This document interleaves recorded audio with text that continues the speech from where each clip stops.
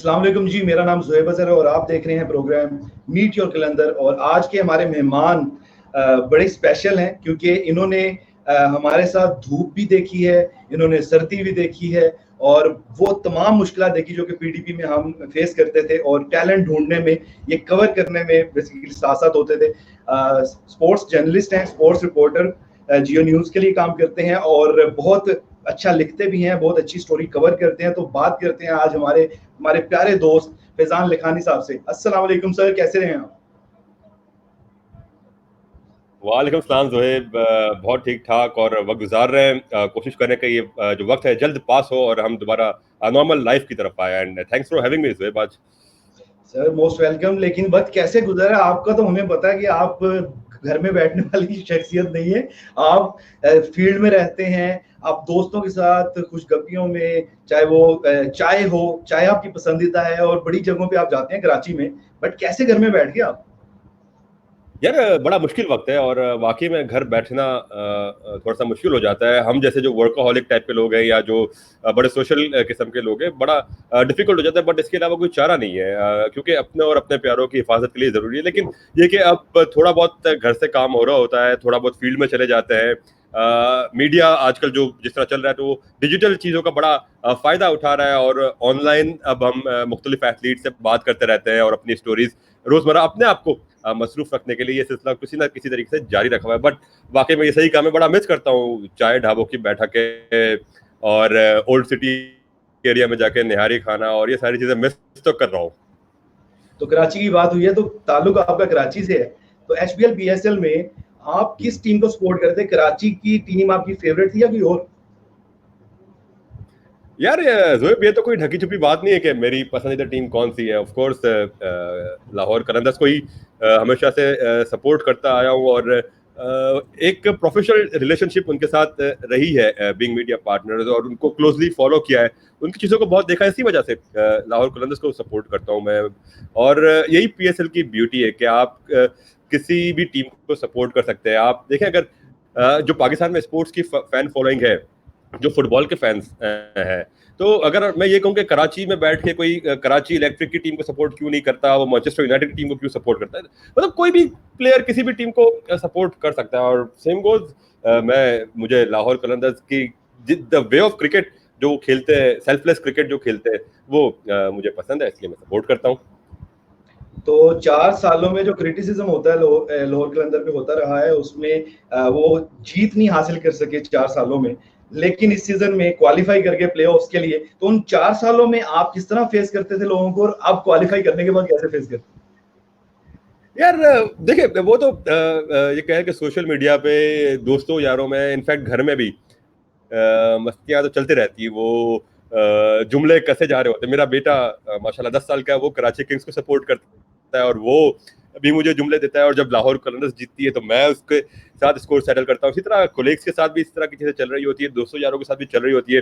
लेकिन मजे का सीन आता है कि जब मीडिया बॉक्स में बैठ के एक दूसरे को जुमले मार रहे होते हैं। बट ये कि this is beauty of PSL के आप एक टीम के साथ आपकी एक वाबस्तगी हो जाती है, और वाबस्तगी से मुराद कि आप ओनरशिप हो जाती है, उस टीम को पसंद करने लगते हैं, उस टीम की फैसलों को आप ओन करते हैं। अगर आप ये देखें कि क्रिटिसिज्म की बात की आपने, सोशल मीडिया पे भी लोग बड़ा बोलते हैं और लाहौर कलंदर्स को बहुत ज़्यादा लोग क्रिटिसाइज करते हैं। हालांकि दीगर टीमें भी ऐसी है, कराची की टीम भी स्ट्रगल करती है, लाहौर की टीम भी स्ट्रगल करती है। अगर जीता जाए तो देखा जाए कि जीत का रेशियो तो सिर्फ इस्लामाबाद, पेशावर और कोयटा का है, दीगर टीमें ऊपर नहीं जीत सकी। तो लेकिन लाहौर को ज़्यादा क्रिटिसाइज इसलिए करते हैं कि लोग लाहौर से मोहब्बत भी ज़्यादा करते हैं। ये मेरी अंडरस्टैंडिंग है। लोग उसी से मजाक भी करते हैं, उसी पे तनकीद भी करते हैं, उसी पे गुस्सा भी करते हैं, जिससे एसोसिएशन हो जाती है। चलें बात करते हैं, अब स्टार्ट हुआ है सीजन और जैसे ही आपने पहले मैच देखा तो स्क्वाड के बारे में आपकी क्या राय थी? आपने पिछले स्क्वाड्स भी देखे हुए हैं लाहौर कलंदर के, इस बार आपको स्क्वाड कैसा लगा?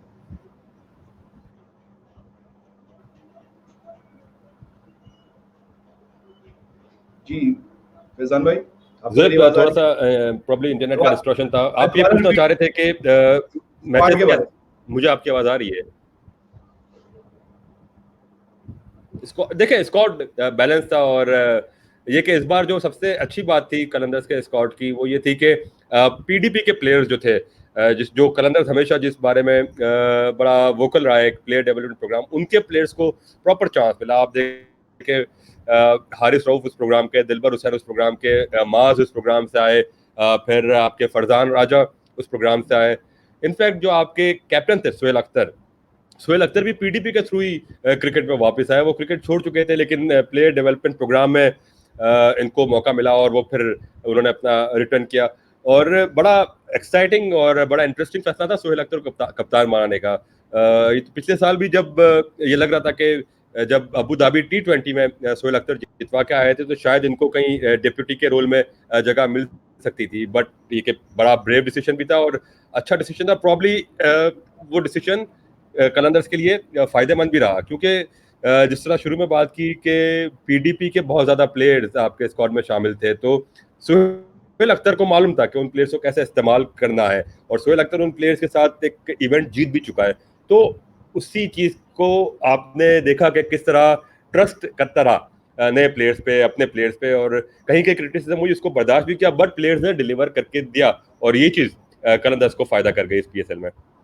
आपने पीडीपी प्लेयर्स का जिक्र किया, तो पीडीपी प्लेयर की सिलेक्शन जो हम करते रहे हैं जाकर उन एरियाज में जहां से उनका ताल्लुक होता है, हम गिलगित बल्तिस्तान गए, हम कश्मीर गए, हम केपी के गए, पूरे पंजाब में गए, और इन तमाम जगहों पे जाकर जो सिलेक्शन हुई है प्लेयर्स की, उस सिलेक्शन का जिक्र कीजिएगा। वो सिलेक्शन कितनी फेयर थी और कितनी मेहनत वहां पे करनी पड़ती थी कोचेस को, और उसके बाद इनकी ग्रूमिंग जो कि टूर्स इनको करवाया गया। आप टूर आपने कवर किया ऑस्ट्रेलिया का, तो ये जरा इस पर रोशनी डालिए। यार देखिए, ओवरऑल पीडीपी बहुत बड़ा प्रोग्राम है, मैंने कवर किया इसको, करता आ रहा हूँ कवर हमेशा से भी। जो गिलगित से लेकर लाहौर तक का हर शहर को तकरीबन कवर किया, और इसमें ये महदूद नहीं था कि गिलगित में ट्रायल है तो सिर्फ गिलगित के ही प्लेयर्स आए, कहीं से भी प्लेयर्स आके गिलगित में ट्रायल दे रहे थे। जो सबसे अच्छी बात इस प्रोग्राम में या इन ट्रायल के प्रोसेस की लगी, एक तो सिलेक्शन ऑफ कोर्स फेयर है। मेरे सामने होता था कि लोग आके सिफारिशें कर रहे होते थे और बड़े बड़े ओहदे वाले लोग आ रहे होते थे, उनको ले जाया जाता था मैच पे कि चले ठीक है आप खुद देख लें कि बच्चा कैसा परफॉर्म कर रहा है। तो ये चीज़ तो माननी पड़ेगी कि इसमें कोई चीज़ अनफेयर नहीं थी। जो सबसे अच्छी बात लगी कि बहुत सारे प्लेयर्स ऐसे इलाकों से आते थे, शायद उनके पास प्रॉपर स्पाइक्स नहीं होते थे, प्रॉपर शूज़ नहीं होते थे, प्रॉपर क्रिकेटिंग गियर्स नहीं होते थे, उनको वो गियर्स भी प्रोवाइड किए जाते थे नेट्स पर वो ट्रायल्स के लिए। और फिर जो सुबह से शाम तक प्लेयर्स नेट्स पर मौजूद होते थे, ट्रायल्स देते थे, उनकी खुराक का भी ऑफ कोर्स ख्याल रखा जाता था। और देखिए, ये बाज़ाहिर लगता है कि जाके ट्रायल ले लिए, क्योंकि जब मैंने साथ कवर किया तो अंदाजा हुआ कि व्हाट इट टेक्स, कितना डिफिकल्ट था। कोई कोचेस की एक टीम लेके चलना, फिर एक पूरी मीट अपने एडमिनिस्ट्रेशन की एक टीम लेके चलना, कोई 70-80-100 लोगों का स्टाफ साथ चल रहा होता था, जो एक वेन्यू से दूसरे वेन्यू जाता था, प्लेयर्स के लिए प्रिपेयर करता था सारी चीजें, फिर आके ट्रायल होते थे। और फिर उस ट्रायल के बाद देखें, ट्रायल के फेयर होने का सबसे बात यह कि ट्रायल के कुछ फेजेस होते थे। आपने एक स्टेज क्लियर किया, फिर दूसरा स्टेज, फिर तीसरा स्टेज, उसके बाद आपको मुख्तलिफ कलर के बैंड्स दिए जाते थे और आपको वहां पे पास करना होता था। और ये फैसला कोई एक शख्स नहीं कर रहा होता था, 15-20 कोचेस की टीम थी जो मुख्तलिफ नेट्स पर मौजूद होती थी, वो सेलेक्ट कर रहे होते थे। और यहाँ पर ऐसा भी मैंने देखा है कि किसी प्लेयर ने शिकायत की कि भाई XYZ कोच ने मुझे प्रॉपर चांस नहीं दिया, उनको दोबारा एक और नेट से भेजा गया कि चले दूसरा कोच उसको देख ले। तो ये चीजें भी होती रही है कि अगर किसी प्लेयर को शिकवा रहा है कि उसको प्रॉपर चांस नहीं मिला, उसको दोबारा भी नेट पर भेज दिया गया। और फिर ये ट्रायल्स के मराहिल पूरे होने के बाद अगला मरहला आता था टूर्नामेंट का, जिसमें सेलेक्टेड टीमें टूर्नामेंट में पार्टिसिपेट करती थी। आप ये सोचे कि वो टूर्नामेंट ब्रॉडकास्ट होता था, एक फेज कश्मीर में होता था, आजाद कश्मीर में, दूसरा फेज लाहौर में होता था, सारे मैचेस लाइव ब्रॉडकास्ट हुआ करते थे जियो सुपर में। और फिर उस टूर्नामेंट के बेस्ट परफॉर्मर्स ऑस्ट्रेलिया जाकर खेलते थे। ऑस्ट्रेलिया में जो दीगर टॉप टीमें थी, जहाँ पे क्वीन सीरीज का एक टूर्नामेंट होता था, वो खेलते थे। उसमें बिग बैश की टीम्स होती थी, उसमें न्यूजीलैंड से टीम्स आया करती थी। तो प्लेयर्स की आप लर्निंग देखें, ये 6-7 महीने का जो पूरा प्रोसेस होता था, उसके बाद फिर प्लेयर आके पीएसएल के लिए सेलेक्ट होता था। हारिस रऊफ एक मिसाल है आपके लिए कि वो किस तरह एमर्ज हुआ। एक 2 बार वो आया, ट्रायल दिए, बिल्कुल ऑब्लिवियन में था वो प्लेयर, और आज सारी लाइमलाइट उस प्लेयर को है। तो ये एक स्टोरी, बड़ी सक्सेस स्टोरी ये है। ये सोचने की बात है, जो लोग कहते हैं कि इससे क्या फायदा होगा, या लोग कहते हैं कि ये सिर्फ दिखाने की बात है। एक प्लेयर जो कुछ नहीं था कुछ अर्से तक, वो आज पाकिस्तान टीम खेल रहा है। तो ये चीज़ इसी वजह से मुमकिन हुई कि प्लेयर्स को लाहौर कलंदर ने प्लेटफॉर्म दिया। और ये प्रॉब्ली कलंदर्स की हरीफ टीमें भी इस बात को रिकग्नाइज करती हैं कि ये जो प्रोग्राम है, जिस मैग्नीट्यूड का प्रोग्राम है, इस लेवल का प्रोग्राम दुनिया में क्रिकेट में कहीं और इस तरह का प्रोग्राम नहीं हो रहा। फैजान भाई ये बताइए कि ये पीडीपी प्लेयर्स की लाहौर कलंदर ने पीडीपी के थ्रू जिंदगी कैसी बदली, अगर एग्जांपल दें दिलबर हुसैन की, कि जब वो सिस्टम का हिस्सा नहीं है, उनको सिलेक्ट किया गया और वो टेप बॉल से खेलते हुए सीधे लाहौर कलंदर का हिस्सा हुए टीम का, उसके बाद उनको भेजा गया, बीबीएल की सिलेक्शन उनकी हुई, तो ये एक ड्रीम कम ट्रू था दिलबर हुसैन के लिए। तो आप क्या कहेंगे दिलबर के लिए? यार सिर्फ दिलबर ही नहीं, और भी प्लेयर्स हैं, दिलबर है, हारिस रऊफ है, सुहेल अख्तर की जिंदगी यार पीडीपी की वजह से तब्दील हुई। उस्मान कादिर दोबारा लाइमलाइट में इसी प्रोग्राम की वजह से आए। एक और प्लेयर है माजिद जो बिल्कुल ही साइडलाइन हुए तो वो पीडीपी की वजह से दोबारा उनकी वापसी का सिलसिला शुरू हुआ। और ऐसे बहुत सारे ऐसे प्लेयर्स हैं। दिलबर भी ये कह लें कि एग्रीकल्चर का की लैंड पे काम कर रहे होते थे, ट्रायल देने आए थे और जिस तरह से उन्होंने आते ही इम्प्रेस किया और जाके बीपीएल में उन्होंने परफॉर्म किया, पीएसएल खेला और आज वकार यूनुस उनकी तारीफें कर रहे हैं। सब बात कर रहे हैं कि दिलबर में पोटेंशियल है कि वो पाकिस्तान आकर खेले। हारिस रऊफ टेप बॉल के प्लेयर, रावलपिंडी में टेप बॉल खेला करते थे रावलपिंडी में। इसके अलावा वो इनकी प्रॉब्ली इनकम का एक जरिया हारिस रऊफ के लिए टेप बॉल क्रिकेट या एक जो वो अपने एक शॉपिंग मॉल में काम करते थे वो उनका एक इनकम का जरिया हुआ करता था। वो उनको पिंडी में ट्रायल नहीं दे सके, वो गुजरावाला ट्रायल देना है, वहां पर उन्होंने तेज तरीन बॉल की, आके भाई ने उनको वहां पर पिक किया। फिर वो ऑस्ट्रेलिया गए, 2 सीजन ऑस्ट्रेलिया में क्लब क्रिकेट खेली, बिग बैश के लिए खेला और कहते हैं ना आते ही छा गए। तो हारिस रऊफ ने बिग बैश में भी कमाल की बॉलिंग की और फिर पाकिस्तान के लिए मुंतखब हो गए। फरजान राजा पीडीपी से आए, पीएसएल खेल लिया। माजिद एक अच्छी फाइंड है। माज जो स्पिनर आपको इस पीएसएल में नजर आया, ये पीडीपी की फाइंड है। माज ने बड़ी इंप्रेसिव बॉलिंग की थी, जो आपको याद हो जो पिछले साल पीडीपी का टूर्नामेंट हुआ था और बड़े अनप्लेएबल बॉलर बने हुए थे। और माज स्पिन के शौबे में मैं समझता हूँ कि ये बड़ा अच्छा एडिशन हो सकता है अगर ये इसी तरीके से ये बतदरीज अपने आप को मजीद इवॉल्व करते रहे तो बड़ा फायदा पाकिस्तान क्रिकेट को। और वाकई में जिंदगियां बदल गई। आप देखे ना, हारिस रऊफ हो या दिलबर हो, आज से 1.5-2 साल पहले कौन जाता था इनको? आज पाकिस्तान में हर कोई इनको पहचानता, लोग इनकी बातें करते हैं, लोग इनके फैन फॉलोइंग इनकी बढ़ गई है। तो ऑफ कोर्स जिंदगियां तब्दील हुई है प्लेयर्स की, इनके माली हालात भी बेहतर हुए। और सबसे अहम बात जो पीडीपी के परफॉर्मर्स हम तो सामने आ जाए, बहुत सारे ऐसे प्लेयर्स होते हैं जिनको कॉन्ट्रैक्ट मिलते हैं और वो मुस्तकिल कलंदर्स के विंग्स के अंदर रहते हैं, उनको सपोर्ट हो रही होती है। और ऐसे भी बहुत सारे प्लेयर्स हैं जो काफी कम उम्र होते हैं, जो क्रिकेट टीम का तो हिस्सा नहीं बन सकते, बट उनको स्कॉलरशिप की मौके मिल जाते हैं। आपको याद होगा पिछले साल जो कलंदर्स का पीडीपी का प्रोग्राम था, उसमें एक लड़की आई थी लाहौर में ट्रायल देने, सामिया अफसर या सामिया असफर ऐसा कोई नाम था। उस बच्ची को भी कलंदर्स ने अपने विंग्स में लिया और उसको सपोर्ट कर रहे हैं। तो ये सारी चीजें हैं जिसकी वजह से प्लेयर्स की जिंदगियां तब्दील हो रही है। प्लेयर्स को एक मौका मिल रहा है अपने ख्वाबों की ताबीर हासिल करने के लिए, एक प्लेटफॉर्म मिल रहा है जहां आकर वो एक जेन्युइन स्ट्रगल कर सकते हैं, अपने आप को मनवा सकते हैं। और उनको एक होप है कि शायद इस प्लेटफॉर्म के थ्रू उनको अपने ख्वाबों की ताबीर मिल सके। बिल्कुल, बहुत ज्यादा स्टोरीज हैं जिंदगी बदलने की पीडीपी में, और हम अगर जिक्र करें इतनी एग्जांपल्स हैं। अच्छा, अभी बात की आपने बॉलर्स की, पीडीपी में बैट्समैन भी डेवलप हो रहे हैं। उसमें सबसे बड़ा एक नाम जो आता है, हाईलाइट होता है, मोहम्मद फैजान। उसको इस पीएसएल में कॉम्बिनेशन कुछ ऐसा था स्क्वाड का कि उस तरह मौका नहीं मिल पाया, लेकिन बॉलिंग में भी उन्होंने अपने जलवे दिखाए और बैटिंग भी कमाल करते हैं। तो आपके मुताबिक मोहम्मद फैजान कैसा टैलेंट है? यार बड़ा अच्छा फ्लैम्बॉयंट स्टाइल है उनका और पीडीपी में भी उन्होंने अच्छा खेला। और फैजान एक ऐसा प्लेयर है जो आपको फिट इन हो सकता है, जो आप इसको जो जिम्मेदारी देंगे वो उस जिम्मेदारी पे आ सकता है। वो ये नहीं है कि अगर आपने उसको एक नंबर फिक्स किया तो उसी नंबर पे वो खेलेगा। वो कहीं भी अगर उस विकेट पे खड़ा होना है तो वो विकेट पे खड़ा भी होने की उसमें एबिलिटी है, आके मारधाड़ करनी तो वो भी उसमें एबिलिटी है। कहीं कहीं ये छोटे मोटे अपने रोल प्ले करके टीम के लिए एक यूजफुल प्लेयर साबित हो सकता है। और Faizan is one of the potential future prospect for Pakistan, मैं समझता हूँ। और इस प्लेयर पे इन्वेस्ट किया गया तो ये पाकिस्तान के लिए बड़ा मुफीद प्लेयर साबित हो सकता है।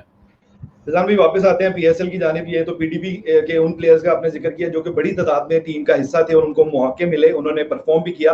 अब बाकी टीम की बात करते हैं, उसमें सबसे पहले तो हेड कोच पे आते हैं। आकिब जावेद साहब पे 4 सालों में बड़ी तनकीद हुई।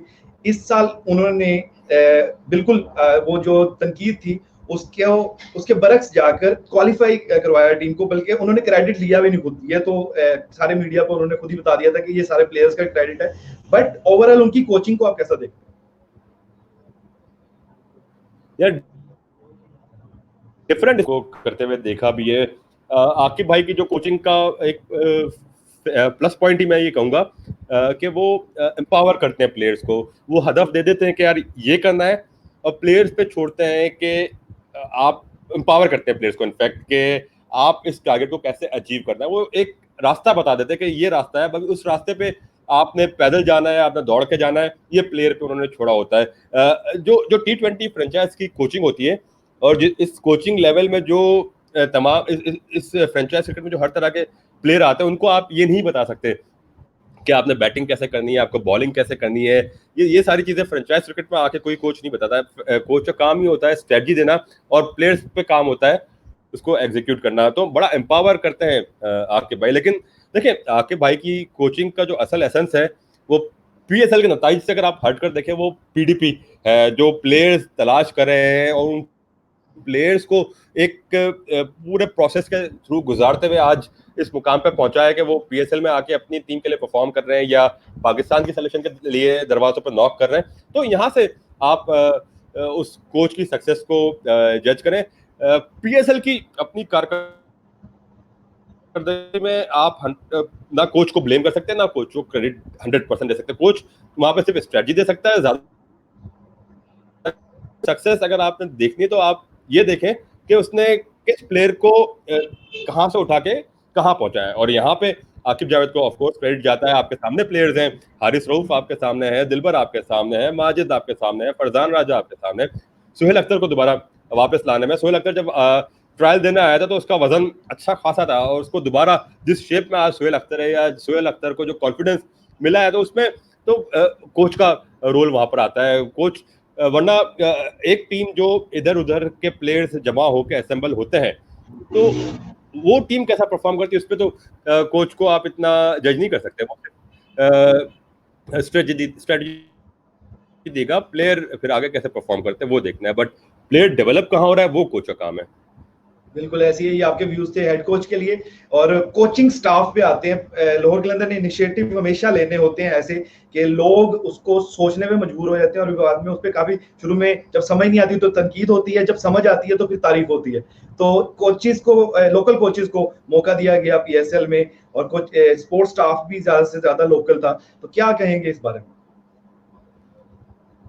देखिए, जो दोबारा इसमें PDP में जाऊंगा मैं, जो PDP में प्लेयर तो डेवलप होते हैं, कोचेस को भी वैसे ही मौका मिलता है कि वो अपने स्किल्स को दिखाएं और अपने आप को और बेहतर करें, और उनके लिए भी वो इंसेंटिव्स होते हैं। अगर जो PDP का एक दूसरा स्टेज होता है जिसमें टूर्नामेंट होता है, उसमें मुख्तलिफ कोचेस असाइन होते हैं मुख्तलिफ टीमों के साथ।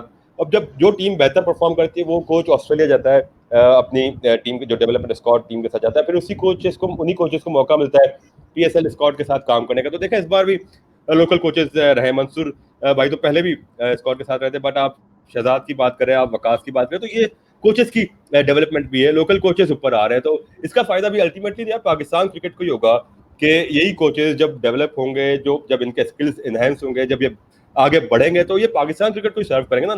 लाहौर कलंदर्स या लाहौर कलंदर्स के प्लेयर्स, ये पाकिस्तान का ही तो असासा है, पाकिस्तान क्रिकेट को तो इससे फायदा होना है। डेनिस की तरफ से आपके लिए मैसेज आया, फैजान जानी आपसे बड़ा प्यार करता है डेनिस। डेनिस के बारे में कोई डेनिस बड़ा प्यारा बंदा है, बड़ा दिलचस्प बंदा है। अब आते हैं कोच माहौल बदल दिया है। वैसे फैजान जानी क्या है कि ना, माहौल बदल दिया।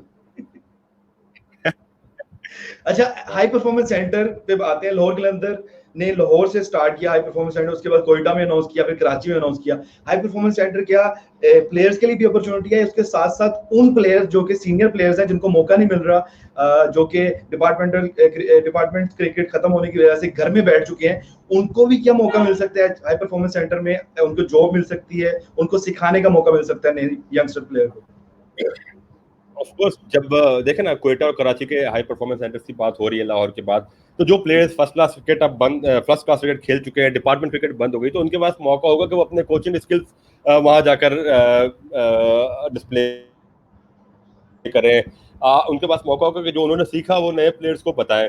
और जो प्लेयर्स ऑफ सीजन हैं, जिनको ट्रेनिंग का मौका नहीं मिलता ऑफ सीजन, वो उस हाई परफॉर्मेंस सेंटर से फायदा उठा सकते हैं। देखिए, हाई परफॉर्मेंस सेंटर्स में state of the art cricketing facility मिलेगी। अगेन मैं वही बात करूंगा, इसका फायदा सिर्फ लाहौर कलंदर को नहीं है, इसका फायदा पूरे पाकिस्तान क्रिकेट को। और यही जो बड़ी बात होती है कि लोग कहते हैं कि इनफैक्ट ये बात इंडोर्स करती है कि कलंदर सिर्फ लाहौर की टीम नहीं है, पूरे पाकिस्तान की टीम है, कि वो हर पूरे पाकिस्तान में इन्वेस्ट कर रही है क्रिकेट के लिए।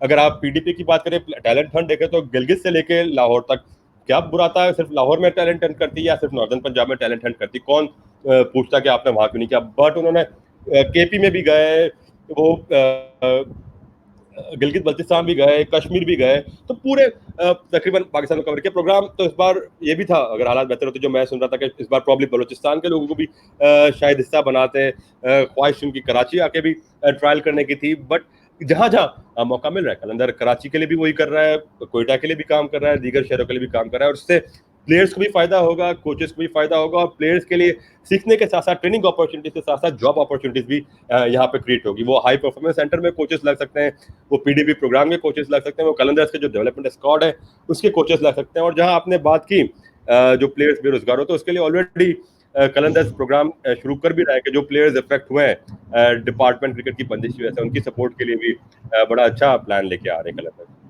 बिल्कुल। अब मैचेस की बात करें सीजन की, तो पहले 5 मैचेस में से 4 हारे 1 जीते, उसके बाद जो लास्ट 5 मैचेस थे उसमें 1 हारे और 4 जीते, एकदम ही पलटा दिया पूरे माहौल को। उसमें इंटरनेशनल प्लेयर्स का बड़ा किरदार था। तमाम इंटरनेशनल प्लेयर्स के बारे में आप क्या कहेंगे जो इस दफा सिलेक्ट हुए? उसमें बेन डंग, क्रिस लिन, डेविड विसे, समित पटेल, सीकू के प्रसन्ना और डैन विलास, इन सब के बारे में आप क्या कहेंगे? यार, सबने अपना रोल प्ले किया, सबने मिलके कहा कि वो कलंदर है। और जो सबसे अच्छा एडिशन इस टीम का जो मुझे लगा है, वो समित पटेल लगा है, जो बड़े यूजफुल है अपने शॉर्टर फॉर्मेट में। समित पटेल बॉलिंग में भी आपको फायदा दे रहे हैं, बैटिंग में भी आके वो नीचे से हिटर लगाते हैं। एंड ऑफ कोर्स समित के अलावा बैन डंक तो बहरहाल कमाल के टैलेंट हैं ही, उस पर तो किसी को शक है ही नहीं। और जिस तरह बैन डंक ने कलंदर्स के लिए टर्न अराउंड की पूरी पीएसएल, और जिस तरह कराची के अगेंस्ट वो खेले थे, वो तो ये कह लें कि उस दिन दोनों टीमों के फैंस के लिए बड़ा धक धक वाला मोमेंट था वो वाला। तो बट ये कि फॉरेन प्लेयर्स ने, डन ने भी अच्छा एडिशन रहा है। बट मुझे जो 2 प्लेयर्स पसंद है, फॉरेन प्लेयर्स की बात करें, उसमें समित पटेल और बैन डंक। समित पटेल और बेन डंक। अब बात करते हैं लोकल प्लेयर्स ने किस तरह परफॉर्म किया। फखर जमान की स्पेशली बात करते हैं, क्योंकि वर्ल्ड कप बहुत करीब है, T20 वर्ल्ड कप के लिए अब टीम भी बननी है, स्क्वाड में कौन सा प्लेयर आएगा ये भी पूछूंगा। फखर जमान का बताइए, और साथ साथ कौन सा कलंदर आपको वर्ल्ड कप खेलता हुआ नजर आ रहा है? यार देखिए, फखर तो ऑफकोर्स वर्ल्ड कप में होंगे, हफीज भी होने चाहिए, और शाहिन शाह अफरीदी भी वर्ल्ड कप का हिस्सा होंगे। आई होप के हारिस को भी मौका मिले, क्योंकि हारिस ऑस्ट्रेलिया बड़ा अच्छा खेला है बिग बैश में, और उसी मौके का फायदा उठाया जाए, उसी तजुर्बे का फायदा उठाया जाए कि वो हैंड साबित हो। सबसे पहले तो ये उम्मीद करूं कि वर्ल्ड कप T20 अपने प्रोग्राम के मुताबिक, और जो शेड्यूल है उसके मुताबिक, और जो हालात इस वक्त पूरी दुनिया में है उससे हम जल्द से जल्द उनसे निकले और हम दोबारा अपने रूटीन की तरफ आए। बट अगर लोकल प्लेयर्स की बात करें तो ऑफ कोर्स शाहीन अच्छे लगे मुझे। फखर शुरू में स्ट्रगल किया, but credit to Qalandars management के, उनको कॉन्फिडेंस देते रहे, और बड़ा जरूरी था फखर को एतमाद देना। जब यही चीजें होती है कि जब प्लेयर स्ट्रगल कर रहा होता है तो उसको एतमाद दिया जाए। अगर प्लेयर स्ट्रगल कर रहा होता है और उस वक्त उससे और मजीद साइडलाइन कर दिया, तो वो प्लेयर शायद दोबारा कभी ना उठ पाए। और इससे मुझे एक और वाकया याद आता है शाहिन शाह अफरीदी का, जब वो पहली बार कलंदर्स का हिस्सा बने थे, और एक मैच में बड़ी पिटाई हुई थी उनकी, तो वो अगले रोज शायद समीन साहब के पास पहुंच गए कि बस मैं अब नहीं खेलता, और मुझसे नहीं खेला जा रहा, और आप एक काम करें, मैं आपसे पैसे भी आपको वापस कर देता हूँ।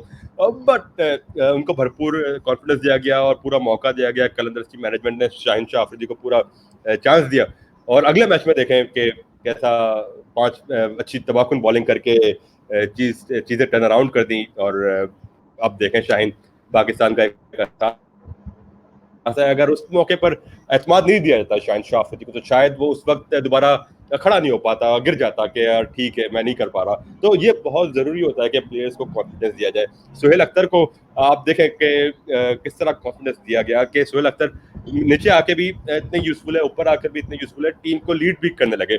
ये सोहेल अख्तर 4 साल पहले 5 साल पहले क्रिकेट छोड़ चुके थे, मायूस हो चुके थे, अपनी सरकारी जॉब कर रहे थे। तो ये प्लेयर्स को एतमाद देना बहुत जरूरी होता है। जब आप प्लेयर्स को एतमाद देंगे तो वही आगे जाके आपको सर्व करेंगे। यहाँ पर शान मसूद जो पाकिस्तान क्रिकेट टीम के प्लेयर हैं, उन्होंने परसों मीडिया से बात करते हुए बड़ी अच्छी बात की कि कंसिस्टेंसी बहुत जरूरी है अपने डिसीजन में। आपने जो फैसला किया उसके साथ स्टिक करें, कुछ अरसे तक एतमाद दें अपने प्लेयर्स को, और प्लेयर्स को ये ना महसूस होने दे कि उसकी एक खराब परफॉर्मेंस होगी और वो बाहर हो जाएगा। तो ये चीज़ें बहुत ज़रूरी है। जो दुनिया की सक्सेसफुल टीमें हैं वो भी 4-4 साल का प्लान लेके चलती है। और आप अगर इंग्लैंड की आप बात करें, अगर 2019 में वर्ल्ड चैंपियन बनी तो इसकी स्ट्रेटजी इंग्लैंड ने, इसकी प्लानिंग इंग्लैंड ने 2016 से शुरू की हुई थी। अगर इंडिया में आज रोहित शर्मा या विराट कोहली टॉप प्लेयर्स बने होते तो शुरू में पहले दिन से ये टॉप प्लेयर्स नहीं थे। तो प्लेयर्स को एतमाद देना बहुत जरूरी है। अगर आप प्लेयर्स को फुल बैक करेंगे, फुल एतमाद करेंगे, तो यही प्लेयर्स आपके लिए मैच विनर साबित होंगे। बिल्कुल, उन्होंने कहा कि रातों रात आप रिजल्ट चाह रहे होते हैं प्लेयर से, तो जितना ज्यादा उसके टाइम देंगे प्लेयर को उतना ही पॉलिश होगा, उतना ग्रूम होगा। उसमें ये तो पीडीपी प्लेयर्स पे भी आती है कि अचानक हम जब पीडीपी प्लेयर परफॉर्म करता है तो हम उससे बहुत एक्सपेक्टेशन रखना शुरू कर देते हैं कि अचानक हमें वो परफॉर्मेंस दे। तो इन प्लेयर्स को लेकर और जो इनको ऑब्जर्व कर रहे होते हैं उनके लिए क्या मैसेज है आपका? यार पेशेंस, देखिए मैं पाकिस्तान में क्रिकेट फैंस का एक मसला है कि पेशेंस हम शायद लूज कर देते हैं। हम बहुत ज़्यादा जज्बाती लोग हैं। हम चाहते हैं कि बस ओवरनाइट सारी चीज़ें ठीक हो जाए। हम चाहते हैं कि हारिस रऊफ हर मैच में 6 खिलाड़ी आउट करें। हम चाहते हैं कि फ़खर जमान हर मैच में डबल सेंचुरी करें। और शायद और फिर हम एक बुरी परफॉर्मेंस पे ऐसा हाल करते हैं कि शायद ये बड़े क्रिमिनल लोग हैं ये प्लेयर। हमें थोड़ा ये देखना है कि यही प्लेयर्स हमारे लिए मैच विनर भी रहे। ठीक है, अच्छे बुरे दिन आते हैं। कोई प्लेयर रोजाना सेंचुरी स्कोर नहीं कर सकता, कोई प्लेयर रोजाना 5 आउट नहीं कर सकता। प्लेयर्स के साथ हमें पेशेंस होना पड़ेगा और किसी भी प्लेयर से परफॉर्मेंस एक्सपेक्ट करने के लिए ज़रूरी है कि हम इनपुट भी उतना ही दें। जब हम प्लेयर से आउटपुट एक्सपेक्ट करते हैं तो मेक श्योर करें कि जो आउटपुट हम एक्सपेक्ट कर रहे हैं उतना ही इनपुट हम प्लेयर्स के लिए भी अपनी तरफ से दें। और आप अब सपोर्ट करते हैं लाहौर कलंदर को, तो लाहौर कलंदर के लिए मीम्स बहुत बनती हैं, तो आपको क्या प्राइवेट मैसेजेस में आती हैं मीम्स आपको, या व्हाट्सएप होती है आपको मीम्स दोस्तों की तरफ से? यार बहुत होती हैं। और कभी कभार मैं कलंदर से खिलाड़ियों से जिनसे अच्छी दोस्ती हो जाती है उनसे शेयर भी कर देता हूँ कि यार ये हो रहा है। तो बट ये कि अगेन वही चीज़ है कि ये ब्यूटी है पीएसएल की।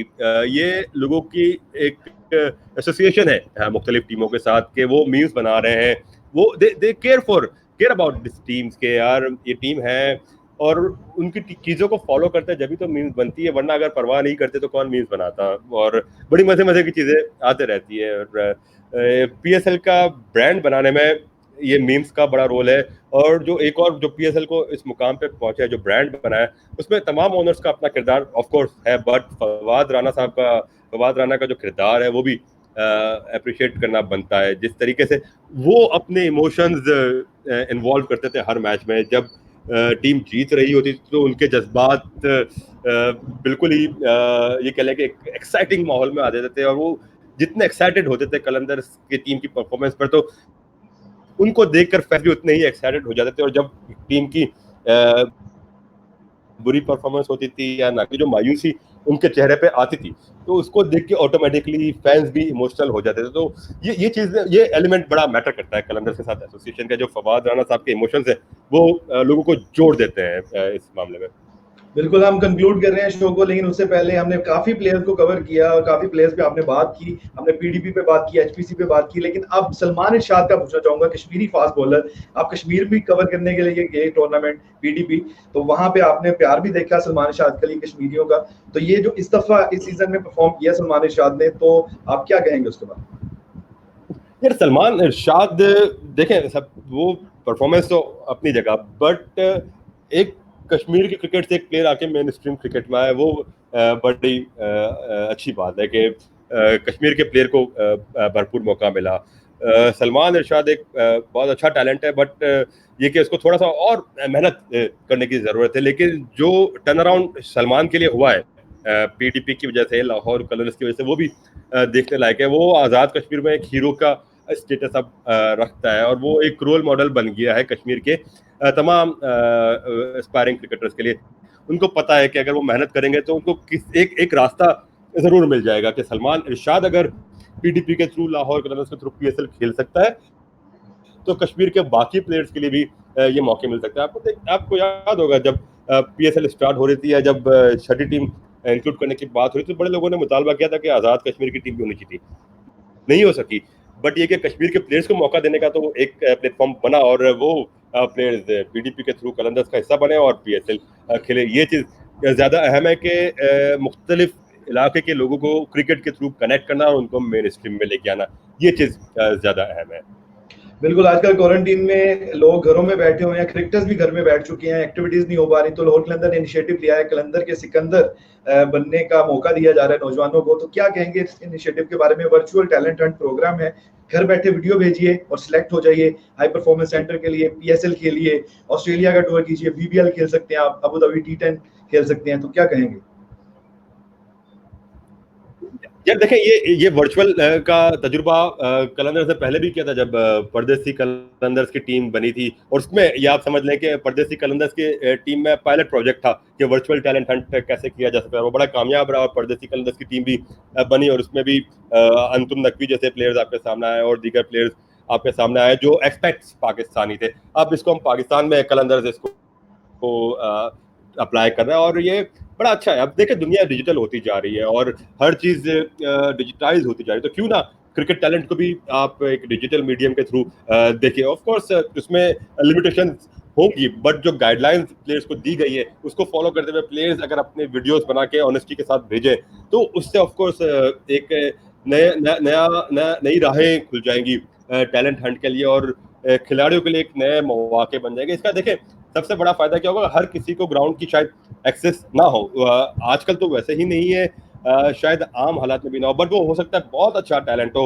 लेकिन उसका टैलेंट अपने गली मोहल्ले तक, अपने अपार्टमेंट तक या शायद घर की छत तक महदूद हो।